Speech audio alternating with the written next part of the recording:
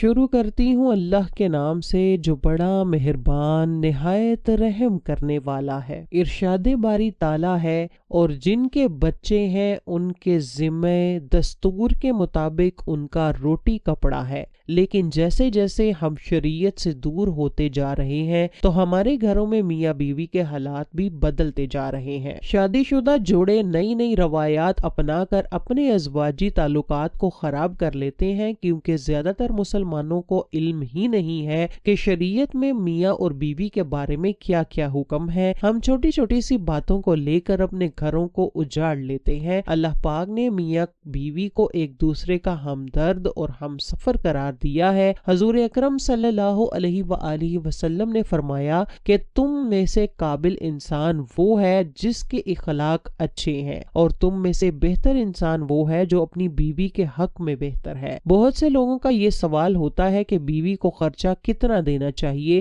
ہم جس معاشرے میں زندگی گزار رہے ہیں وہاں برائی کا تناسب اچھائی سے زیادہ ہے۔ حقوق میں کوتاہی کرنے والوں میں ایک تعداد لاپرواہ والد حضرات کی بھی ہے کہ جن لوگوں کا کھانا پینا اور ان کی ضروریات کا خیال رکھنا والد پر لازم ہوتا ہے وہ ترستے رہتے ہیں کہ جبکہ والد کا پیسہ دوستوں کی محفلوں اور اپنی بے جا خواہشات کی تکمیل میں اڑتا رہتا ہے۔ صلی اللہ علیہ وآلہ وسلم ایسے والد و سرپرستوں کے لیے ایک حدیث پاک قابل عمل ہے کہ نبی کریم صلی اللہ علیہ وسلم نے فرمایا، تم میں سے بہتر وہ ہے جو اپنے گھر والوں کے ساتھ اچھا ہو۔ ناظرین، حضرت ابو منصور اس طرح روایت کرتے ہیں کہ رسول اکرم نے فرمایا، جب کوئی شخص خدا کا حکم سمجھ کر اپنے زیر کفالت بیوی بچوں اور اہل و عیال پر مال خرچ کرتا ہے تو اللہ تعالیٰ اسے صدقہ کا ثواب عطا کرتا ہے۔ والد کا اپنے اہل و عیال پر خرچ کرنا نہ صرف لازم ہے بلکہ عبادت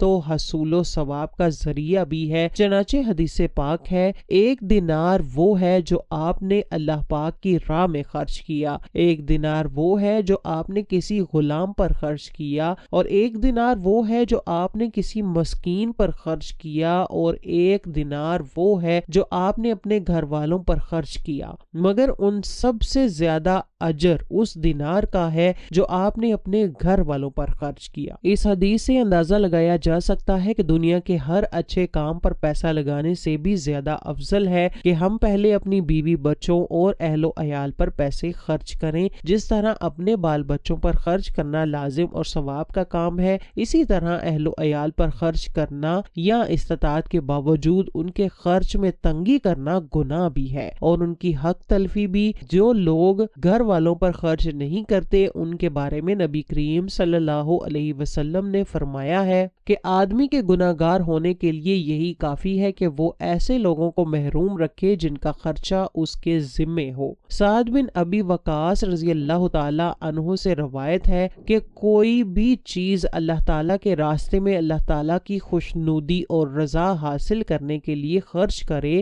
تو تجھے اس پر اجر و ثواب ملے گا، حتیٰ کہ وہ چیز بھی جو تو اپنی بیوی کے منہ میں ڈالے اس کا بھی اجر و ثواب ملے گا۔ اب رہا یہ سوال کہ بیوی بچوں پر ہمیں کتنا خرچہ کرنا چاہیے، اس کا قرآن میں موجود کیا ہے؟ اللہ پاک فرماتا ہے، اور یہ وہ لوگ ہیں جب وہ خرچ کرتے ہیں تو اس میں اسراف و فضول خرچی نہیں کرتے اور نہ ہی اس میں کنجوسی سے کام لیتے ہیں، اور وہ ان دونوں کے درمیان کا راستہ اختیار کرتے ہیں۔ اس سے ہم بآسانی سمجھ سکتے ہیں کہ ہمیں ہر کام میں اعتدال کا راستہ اختیار کرنا چاہیے۔ ویسے بھی جب بیوی بچوں پر خرچ کرنا صدقہ ہے تو ہمیں اس میں کسی قسم کی کنجوسی نہیں کرنی چاہیے اور اپنی بساط کے مطابق خرچ کرتے رہنا چاہیے۔ حضرت ابو ہریرہ نے فرمایا کہ اللہ تعالیٰ کے نبی نے فرمایا ہے کہ جب کوئی انسان اپنے گھر والوں پر اللہ تعالیٰ کی خوشی حاصل کرنے کے لیے کرتا ہے تو وہ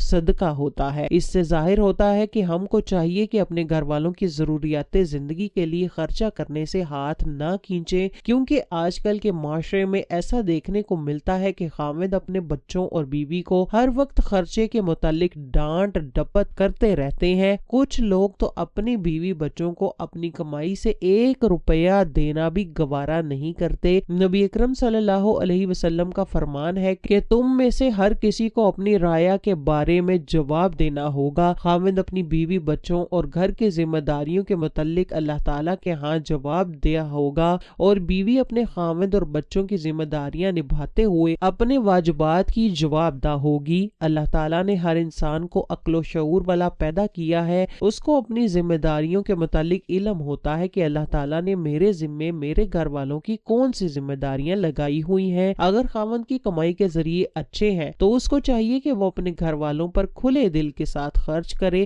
اگر وہ غریب ہے تو اپنی گنجائش کے مطابق اپنی فیملی پر خرچ کرتا رہے۔ خاوند پر بیوی کے حقوق اس وقت ہی شروع ہو جاتے ہیں جب اس کا نکاح اپنی بیوی سے پڑھایا جاتا ہے کہ اس کا حق مہر لکھا جاتا ہے، اور خاوند پر لازم ہو جاتا ہے کہ وہ اپنی بیوی کا حق مہر ادا کرے۔ اگر وہ اپنی بیوی کا حق مہر ادا نہیں کرتا تو آخرت کے دن اللہ تعالیٰ ایسے انسان سے ضرور اس کے بارے میں سوال پوچھے گا۔ ناظرین گرامی، اسی طرح بیوی کو بھی چاہیے کہ شوہر کی اطاعت کرے۔ نبی اکرم نے فرمایا ہے کہ دنیا میں وہ بیوی سب سے اچھی ہے جس کو اس کا خاوند دیکھے تو خوش ہو جائے، اور جب اپنی بیوی کو حکم کرے تو بیوی فوراً اس کی پیروی کرنے کے لیے تیار ہو جائے، اور اپنے شوہر کی کمائی دیکھ کر اس کو اپنی ضروریات زندگی کے متعلق اپنی خواہشات کو پورا کیا کرے۔ حضور اکرم صلی اللہ علیہ وسلم نے فرمایا ہے کہ جب بیوی 5 نمازوں کی پابندی کے ساتھ ادا کرتی ہے، روزے رکھتی ہے اور زکوٰۃ ادا کرتی ہے اور اپنے خاوند کی اطاعت کرتی ہے تو وہ جنت کے جس دروازے سے چاہے گی داخل ہو سکتی ہے۔ اللہ اکبر۔ خاوند کو چاہیے کہ وہ اپنے اہل و عیال کے ساتھ اچھے طریقے سے رہے، اپنے خاندان کی ہر ضروریات زندگی کو پورا کرے۔ اللہ تعالیٰ سے دعا ہے کہ اللہ تعالیٰ ہم کو نیک کام کرنے کی توفیق عطا فرمائے۔ آمین۔